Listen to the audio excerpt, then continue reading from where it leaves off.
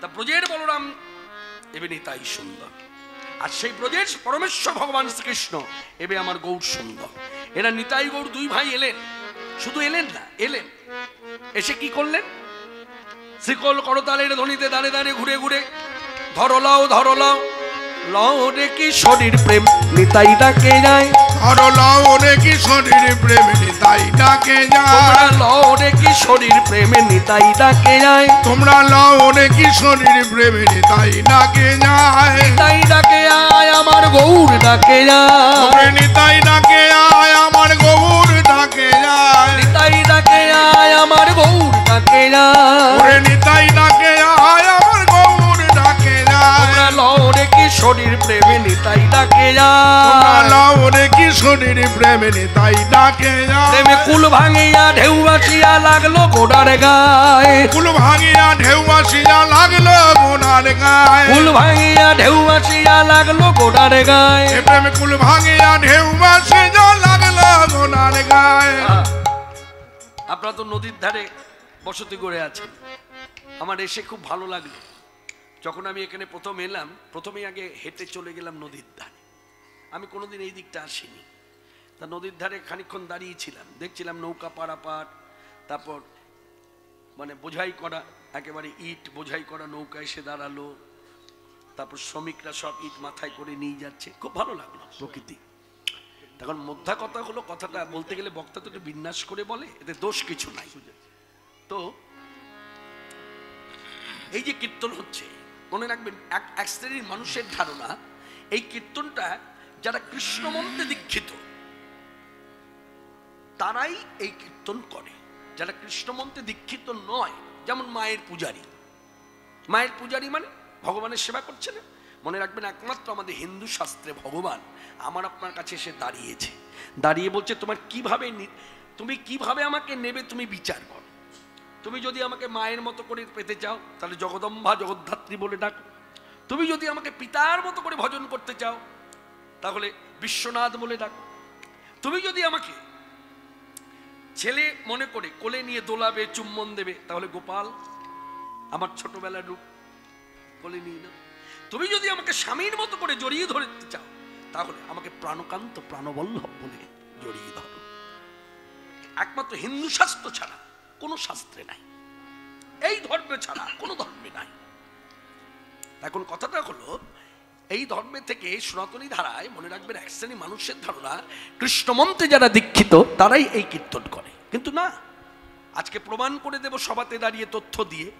পূজ্যপাদ স্বামী বিবেকানন্দ তিনি যখন আমেরিকা থেকে ফিরলেন, ফিরবার পরেই আমাদের কলকাতা উত্তর পূর্ব কলকাতা হেদুয়া পার্ক বলে একটা পার্ক আছে, আপনারা জানেন না, অনেকে দেখেছেন। সেই হেদুয়া পার্ক বিশাল এক জনসভার আয়োজন হলো, বিশাল মাঠ আছে, তো সেই মাঠের মধ্যে ধর্ম কথা হবে, জনসভার আয়োজন হলো, বহু মানুষ জড়ো হলো। তা পূজ্যপাদ স্বামী বিবেকানন্দ উপস্থিত হলেন, একেবারে মাইকের সামনে দাঁড়ালেন, ধর্ম কথা চলছে, কিছু সময় বলেছে, বলতে বলতে হঠাৎ করে তার দরাজ কণ্ঠে তিনি গিয়ে উঠলেন, লও রে কি শরীর প্রেম নিতাই ডাকে যায়, লও রে কি শরীর প্রেম নিতাই ডাকে যায়। আস্তে এই কথাটা সবার মধ্যে কজনা জানতেন, একটু হাত তুলুন তো। আপনি জানতেন?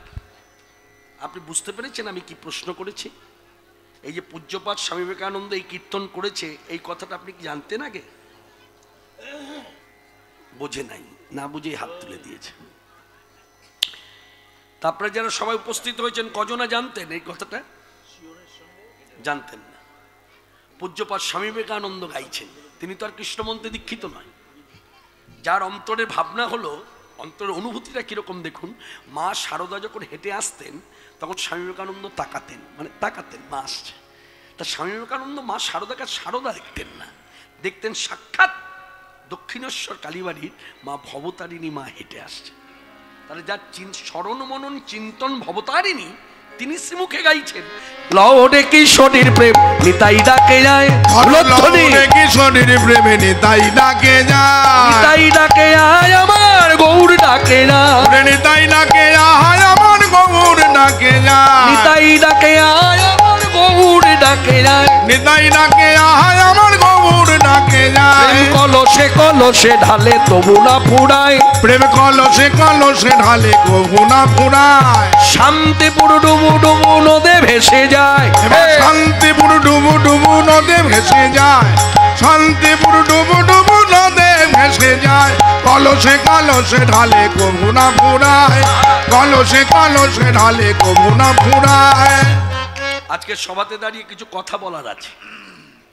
এখন এই ছোট্ট ছোট্ট যে মিডিয়া, এই যে 1 2 3 তিনটে চ্যানেল বসেছে, এই সব কিছু রেকর্ড হবে। দেখা যাবে 1 মাস কি 1 মাসও লাগবে না, 1 সপ্তাহের মধ্যে দেখা যাবে, নাম দিয়ে দেবে রায়পুর বাজারে কৃষ্ণপাল কীর্তন করছে লাইভ, এই সব দেখাচ্ছে। যা যা বলছি তা সব তোলা আছে, যা যা করেছি সব তোলা আছে, অঙ্গভঙ্গিমা। তা আমার মোদ্দা কথা হলো, এখন মিডিয়ার মাধ্যমে আপনারা কীর্তন শুনতে পান, সবাই জেনে গেছে, নাম ধরে সার্চ করলেই বেরিয়ে যায়। তা কিছুদিন আগে আমাকে সকলে অনেকে বলছিল যে কৃষ্ণদা, কীর্তন জগতে আপনি তো অনেক দিন ধরে আছেন। আমি বললাম হ্যাঁ, 43 বছর হয়ে গেল কীর্তন জগৎ। তা বলছে এই যে অপ্রাসঙ্গিক আলোচনা, অপ্রাসঙ্গিক অঙ্গভঙ্গিমা, এই বিষয়ে আপনার কি মন্তব্য, আপনি কি বলতে চান? কেন ফেসবুকে কিছুদিন আগে দেখলাম একটি মেয়ে একেবারে কিভাবে নৃত্য করছে কীর্তনে, এই বিষয়ে আপনার কি মন্তব্য? তখন আমি একটা কথাই সভাতে দাঁড়িয়ে বলবো, আমি যা বলি সভায় দাঁড়িয়ে বলি, যে সবাই শুনুক, সবাই জানুক আমার মন্তব্য।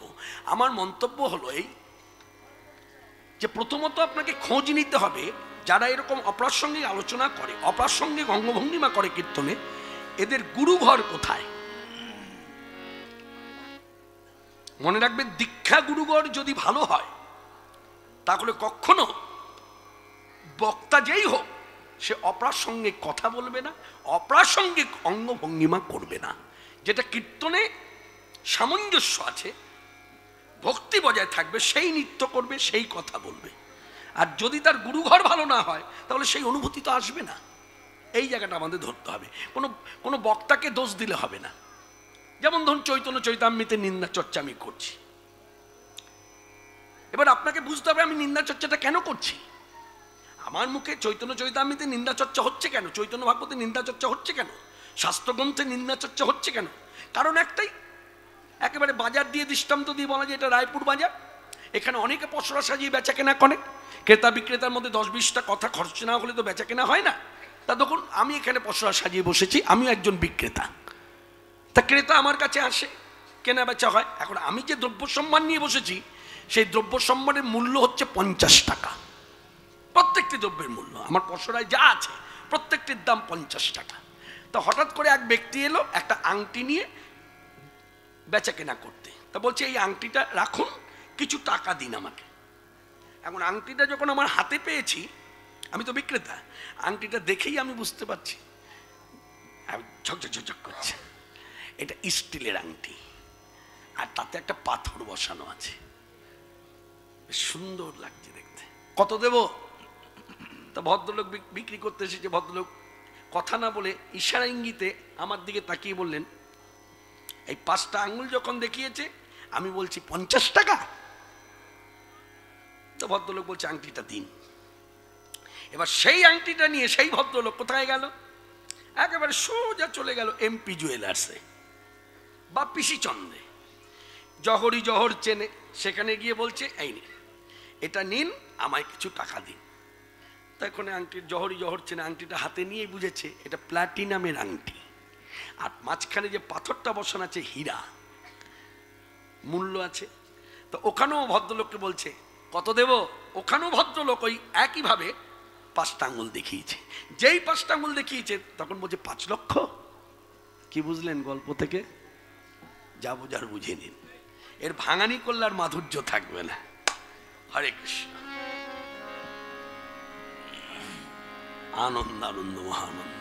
আজকে সভাতে যারা এসেছেন, এই সভাতে বসে এই সান্ধ্য সময় আমরা সবাই মিলে কীর্তন করব, সবাই মিলে হাতে তালি দিয়ে লওরে কিশোরীর প্রেম নিতাই ডাকে যায়, আরো লওরে কিশোরীর প্রেম নিতাই যাতে যায়, নিতাই ডাকে আয় আমার গৌর ডাকে যায়, ওরে নিতাই ডাকে আয় আমার গৌর ডাকে যায়, শান্তিপুর ডুবু ডুবু নদে ভেসে যায়, শান্তিপুর ডুবু ডুবু নদে ভেসে যায়, প্রেম কলসে কলসে ঢালে তবু না পোড়ায়, প্রেম কলসে কলসে ঢালে কভু না ফুরায়, কুল ভাঙিয়া ঢেউ আসিয়া লাগলো গোড়ার গায়ে, প্রেমে কুল ভাঙিয়া ঢেউ আসিয়া লাগলো গোনার গায়ে, লও দেখি শরীর প্রেমে নিতাই ডাকে যায়, ধরো লাও রে কিশোরীর প্রেমে, লাও রে কিশোরীর প্রেমে, লাও রে কিশোরীর প্রেম, নিতাই ডাকে যায়। আমার গৌর ডাকে আয়। এই প্রাণের প্রাণ গৌর সুন্দর। এটা মাঘ মাস তো না, আজকে পয়লা ফাল্গুন? ঠিক ধরেছি, স্মরণে আছে, আজকে পয়লা ফাল্গুন। এই মাঘ মাসটা পার করে এলাম। মনে রাখবেন, এই মাঘ মাসটা কিন্তু শুভ মাঘ মাস। এই মাঘ মাসের 1 তারিখে একটু স্মরণে আছে কি সকলে? 1 তারিখে কি ঘটনা ঘটেছে? কি কারণে সাধু সন্ত বৈষ্ণবেরা বারবার আমাদের দুয়ারে এসে বলছে, দেখুন সংসারী মানুষ, আপনারা যা খাচ্ছেন খান, তাতে কোনো বাধা নাই, যা খাচ্ছেন খান, রুচিসম্মত খেতেই পারেন, খাচ্ছেন বলে উপেক্ষা করব, তিতিক্ষার চোখে দেখব বা ঘৃণার চোখে দেখব তা নয়। মনে রাখবেন, এই দিকে কথার দিকে মন রাখুন। এখন একটা ধারা এসেছে, যারা প্রসাদ ভোজী তাদের ভেতরে একটা অহংকার এসে গেছে।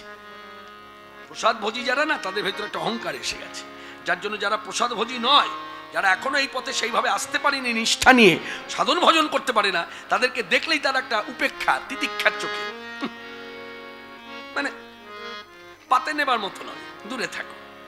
মনে রাখবেন, এই যে প্রসাদ ভোজী হয়ে অহংকার করছেন, ঠাকুর রামকৃষ্ণ পরমহংসদেবের শ্রীমুখের কথাটা অন্তরে গেঁথে নিন, নোটেশন করে নিন, তাহলে দেখবেন অহংকারটা উধাও হয়ে যাবে। ঠাকুর রামকৃষ্ণ পরমহংসদেব শ্রীমুখে বলছেন, লোক শিক্ষা দিতে বলছে, কোনো ব্যক্তি প্রসাদ ভোজী হয়ে সে যদি আনচিন্তায় থাকে, মানে তার ভগবত চিন্তা নাই, আনচিন্তা, কিন্তু প্রসাদ ভোজী, সে ব্যক্তি ভক্ত নয়। কিন্তু কোনো ব্যক্তি শূকরের মাংস খায় কিন্তু কৃষ্ণ চিন্তা করে, সেই হচ্ছে পরম ভক্ত। কি বুঝলেন? আপনার ক্ষমতা আছে ঠাকুরের কথার কাটাকুটি করতে পারেন, আপনি কৃষ্ণপালের কথা মান্যতা না দিতে পারেন, তাতে কি আছে? আমি তো কোন ছাড়, কিন্তু ঠাকুর রামকৃষ্ণ পরমহংসদেব অবতার তত্ত্ব, তার কথা কাটাকুটি করতে পারবেন? হ্যাঁ, এই কথাগুলোকে অন্তরে নোটেশন একেবারে গেঁথে নিন। অতএব এই পথ অহংকারের পথ নয়। আমি প্রসাদ ভোজী হয়েছি, কিন্তু যে এখনো হয় না, তাকে ঘৃণা করার কিছু নাই। ঠাকুর হরিদাস লক্ষ্যহীরাকে ঘৃণা করেছিল। লক্ষ্যহীরা যখন ব্যবসাবৃত্তি করে খাইতো, ব্যবসা এখনো জগতে দেখবেন অবহেলিত। এখনো দেখবেন কোনো মেয়ে যদি জানতে পারি আমরা, হ্যাঁ, পতিতা, দেখবেন কত রকম সমালোচনা, কত রকম আলোচনা। কিন্তু মনে রাখবেন, মাথায় রাখবেন, এইসব বিষয় নিয়ে কখনো অহংকার করতে নাই। 1 সেকেন্ডের মধ্যে জানবেন পদস্খলন, পথভ্রষ্ট হয়ে যেতে পারে। সবটাই হচ্ছে তার বিধির লেখা। কিভাবে কাকে কিভাবে লিখে রেখেছে, কোটা সম্পূর্ণ না হলে এই স্থান ছেড়ে যাবার অধিকার নাই। আপনার কোটায় যা লেখা আছে, 80 বছর বয়সে গিয়েও কিন্তু ধাক্কা দেবে, এটা মাথায় রাখতে হবে। হ্যাঁ, যদি অহংকার করি যে আমার চরিত্রে কোনো দোষ নাই, কি ছেলে কি মেয়ে, জানবেন 80 বছর পর্যন্ত আপনার আয়ু, 79 দিন ওইখানে বিধি লিখে রেখেছে, তখনই পদস্খলন হবে। ঠিক হবেই। তাহলে কিভাবে থাকবো? হে প্রভু, যে পথে চালাবে সে পথে চলিব, যে কথা বলাবে সে কথা বলিব, যে পথে চালাবে সে পথে চলিব, যে কথা বলাবে সে কথা বলিব, যে পথে চালাবে সে পথে চলিব, যে কথা বলাবে সে কথা বলিব। দাও আমায় দাও প্রেম ভক্তি বল, নাও কেড়ে নাও পাপ পুণ্য ফল। দাও আমায় দাও প্রেম ভক্তি বল, নাও কেড়ে নাও পাপ পুণ্য ফল। এসো হৃদয় হরি যাহা কিছু করি, সকলই তোমারি, সকলই তোমারি। শয়ন গমন নিশি জাগরণ, কিছু নাই আমারি, কিছু নাই আমারি, কিছু না আমারি। সকলই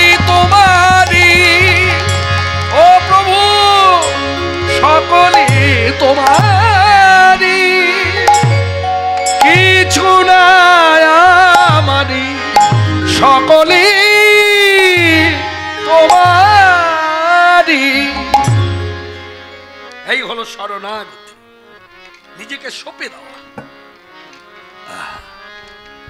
এই সেই প্রাণের প্রাণ ভগবান শ্রীকৃষ্ণ চৈতন্য দেব। নদিয়া লীলায় কত না কিছু করলো। পাষণ্ড উদ্ধার, সকলের পায়ের ধুলা গায়ে মেখে নিল। যাদের পায়ের ধুলা গায়ে মাখলো তারা পাপী তাপী। কোন যুগে শুনেছেন ভগবান পাপী তাপীর ধুলা গায়ে মেখেছে? অন্যান্য যুগে শুনেছেন ভগবান যারা পাপ কার্যে লিপ্ত ছিল তাদেরকে খুন করেছে। আপনারা তো জানেন, দীর্ঘ বহু বৎসর ধরে কীর্তন শুনে আপনারা অভ্যস্ত আমার মুখ থেকে। আমি যখন কীর্তন করি খুব গোদা বাংলায় কথাগুলো বলি। বিনাশ আর খুন একই তো হলো। বিনাশ করতে গিয়ে রক্ত ঝরেছে, খুন করলেও তো রক্ত ঝরে। তাই আমি খুন কথাটা বলি। ভগবান খুন করেছে। একমাত্র ব্যতিক্রম কলিযুগ, যারা পাপ কার্যে লিপ্ত ছিল তাদের কিন্তু ভগবান এত করুণার ঠাকুর, এত দয়া, এত উদারতা, তাদের পায়ের ধুলা মানে পাপী তাপীর পায়ের ধুলা সারা অঙ্গে মেখে নিল। বলে কোথায় পেলেন এই সিদ্ধান্ত? কেন?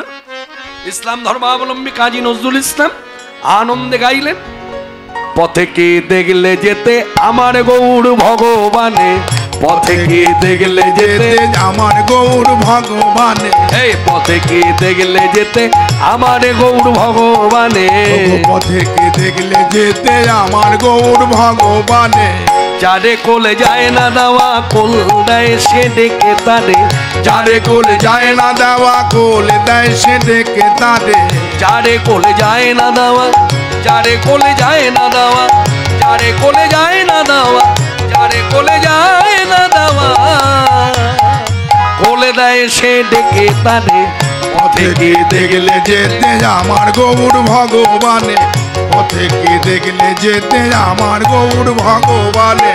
নবীন সন্ন্যাসী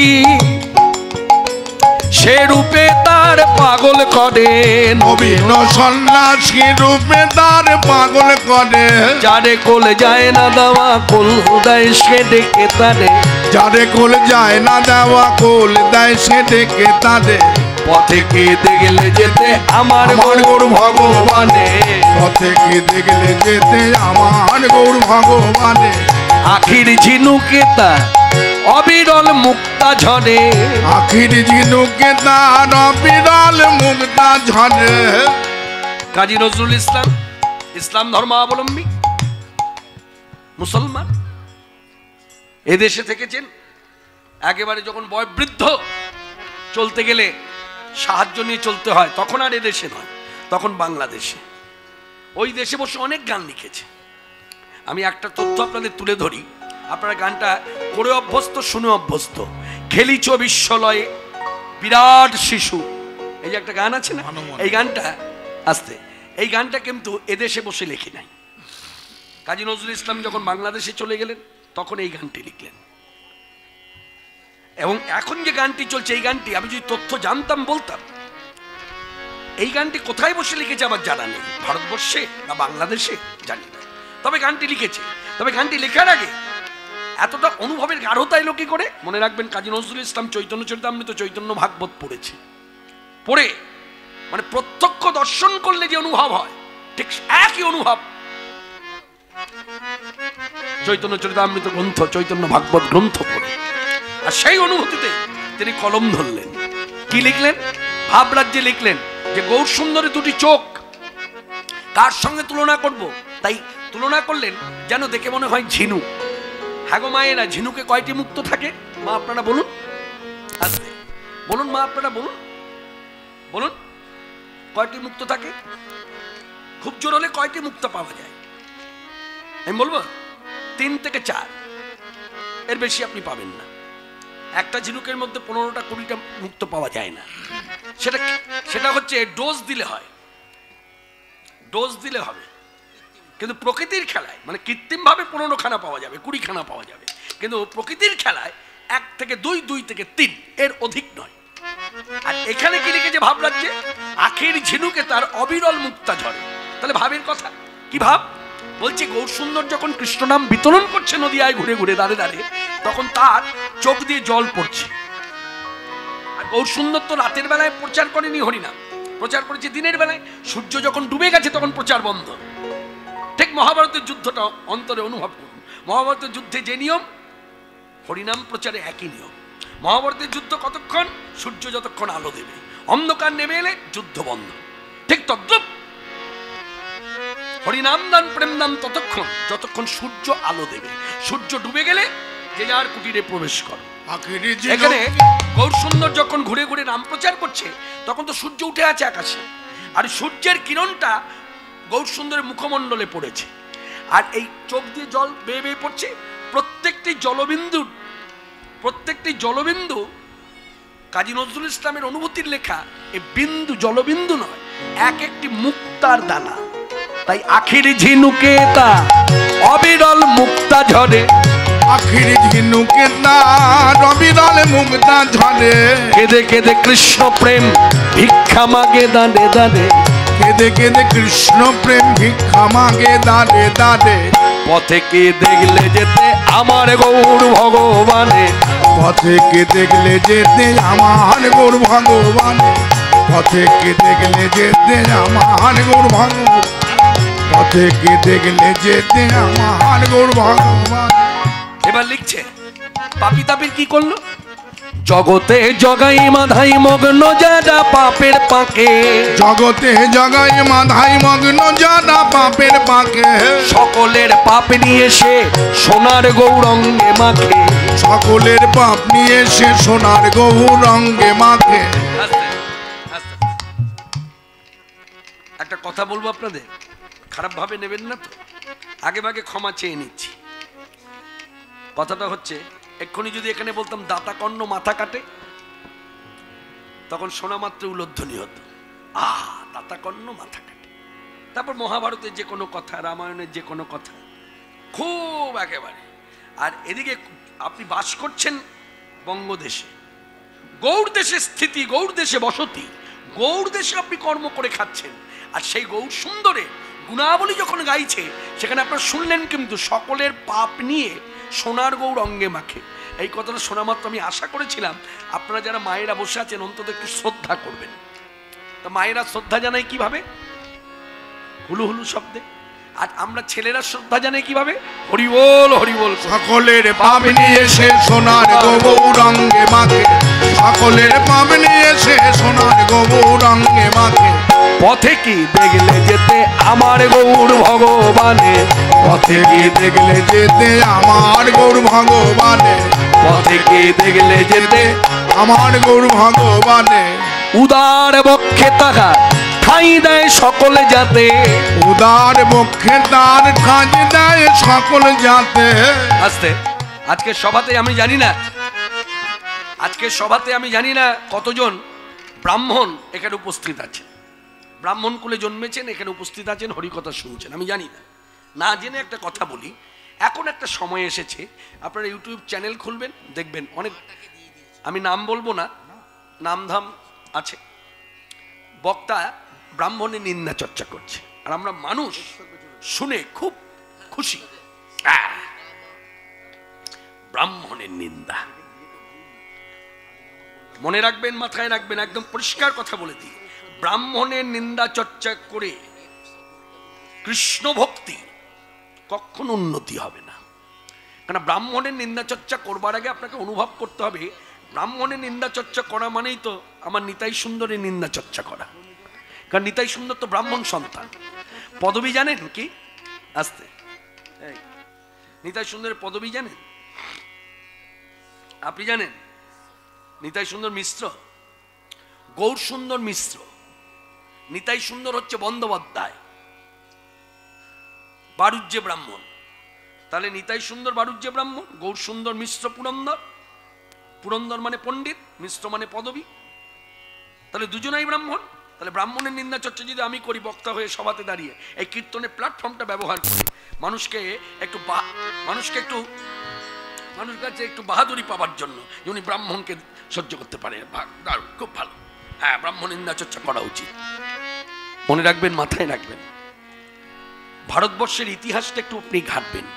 ভারতবর্ষের ইতিহাস যদি দেখা যায়, তাহলে আমার মতো সাধারণ স্তরের মানুষ আজকে যে এই পথে এসেছে, এটা ব্রাহ্মণদের জন্যই সম্ভব। ব্রাহ্মণেরা এনেছে। এবং আমি আপনি যে উদারতার শিক্ষা পেয়েছি, এটা ব্রাহ্মণদের কাছ থেকে শিক্ষা পেয়েছি। এইদিকে এইদিকে মায়েরা মন দিয়ে শুনুন, শিক্ষণীয় কথা। কথাগুলো যদি শুনে থাকেন আবার শুনুন, আর যদি না শুনে থাকেন মন দিয়ে শুনুন। কৃষ্ণনগরের রাজা কৃষ্ণচন্দ্র, কৃষ্ণনগরের রাজা কৃষ্ণচন্দ্র তার স্ত্রী প্রতিদিনই বিকেলবেলায় দোলায় চেপে নগর ঘুরতেন। তা গঙ্গা ধার দিয়ে ঘুরতেন। তা একদিনের ঘটনা, এরকম নগর ঘুরছে, হঠাৎ করে তার চোখে এক কাঙালিনী মাকে চোখে পড়েছে। তা দেখা মাত্র দয়া মায়া হয়েছে। তার লোকজন যারা দোলা নিয়ে যাচ্ছিল তাদেরকে বললো, দোলাটা নামাও, আমি ওনার কাছে যাব। যেই কাছে এসে দাঁড়িয়েছে, এসে পরিচয় নিয়ে দেখছে সে ব্রাহ্মণী। আর ঠিক তাই, ইতিহাস তাই বলছে। তখনকার সময়, আজ থেকে বহু বছর পূর্বে, ব্রাহ্মণেরা এরা ছিল উচ্চশিক্ষায় শিক্ষিত।